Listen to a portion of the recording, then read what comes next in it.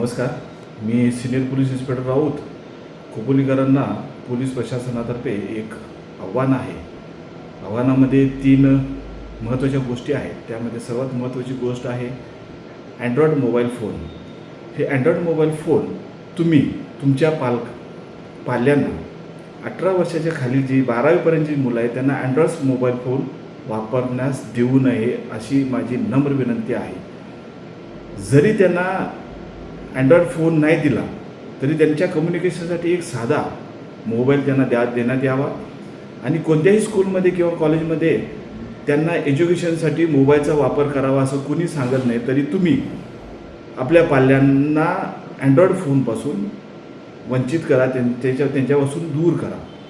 दुसरी सर्वात महत्त्वाची गोष्ट ही आहे की 18 वर्षाच्या खालील तुमच्या मुलांना मुलींना कोणत्याही परिस्थितीत मोटरसायकल किंवा स्कूटी कोणतीही टू व्हीलर त्यांना देण्यात येऊ नये.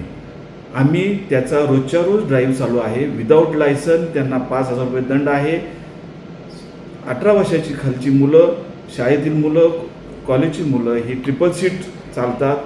ट्रिपल सीट विदाऊट लायसन्स 6,000 रुपये दंड आहे. आमच्या इथं रोजच्या रोज ड्राईव्ह चाललेला आहे. हे तुमच्या मुलांच्या पाल्याच्या संरक्षणासाठी, त्यांच्या जीवितहानी होऊ नये यासाठी आमचा ड्राईव्ह आहे. त्याकरिता आपण आणि माझी विशेष करून सर्व राजकीय कार्यकर्त्यांना माझी विनंती आहे की त्यांनीही आम्हाला सहकार्य करावं. त्यांनी कुठल्याही परिस्थितीत त्यांना हे करू नये, मदत करू नये. आणि सर्वात एक महत्त्वाची बाब अशी आहे, पोलीस स्टेशनला गेले 3-4 महिन्यापासून 18 वर्षाच्या मुलांच्या खालचे मुलं आत्महत्या करण्यास प्रवृत्त होत आहेत. बऱ्याच मुलांनी केलेलं आहे.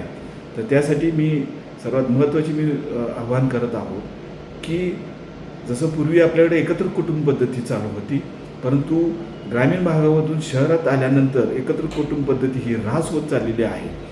आणि या ऱ्हास होत चाललेल्या एकत्र कुटुंब पद्धतीमुळे आणि मोबाईलमुळे आपण आपली मुलं आणि आपण हे सर्व मोबाईलमध्ये व्यस्त असतो.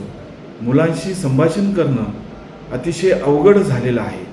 तरी माझी नम्र विनंती आहे की आपण आपल्या पाल्यांशी एकदम जवळून संभाषण करा. त्यांच्या अडीअडचणी समजून घ्या. त्यांच्या अडचणी जर समजून घेतल्या तर त्यांना जो वाईट विचार आहे तो त्यांच्या मनात येणार नाही. पळून जाणे, आत्महत्या करणे ह्या अशा गोष्टी आहेत ह्या होणार नाहीत.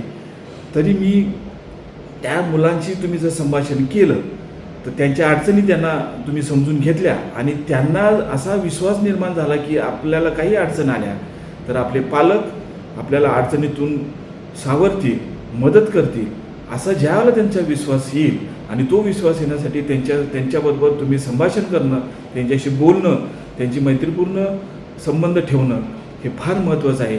आणि हे जर झालं तर ह्या जे पळून जाण्याचे जे प्रकार चाललेले आहेत आणि जे आत्महत्येचे जे प्रकार चाललेले आहेत ते पूर्णपणे बंद होतील.